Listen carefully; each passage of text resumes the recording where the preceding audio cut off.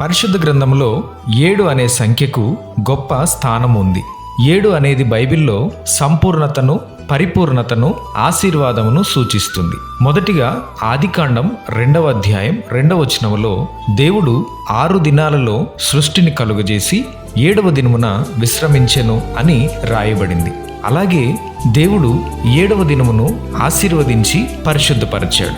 ఇశ్రాయేలీలు 7 రోజులు యెరికో చుట్టూ తిరిగారు మరియు 7వ రోజున 7 సార్లు దాని చుట్టూ తిరిగి యాజకులు బోరలు ఊది కేకలు వేసినప్పుడు యెరికో ప్రాకారాలు కూలిపోయాయి. సిరియా రాజు సైన్యాధిపతి అయిన నయమాను ఎలీషా ప్రవక్త చెప్పిన విధంగా యోర్దాను నదిలో 7 సార్లు మునిగినప్పుడు అతనికున్న కుష్టు వ్యాధి నుండి స్వస్థత పొందుతాడు. ప్రభు అయిన యేసుక్రీస్తు కల్వరి శిలువలో 7 మాటలు పలికారు. అపోస్తులుడైన పౌలు 7 సంఘాలకు పత్రికలు రాశాడు. అపోస్తులుడైన యోహాను ప్రకటన గ్రంథాన్ని 7 సంఘాలకు రాశాడు.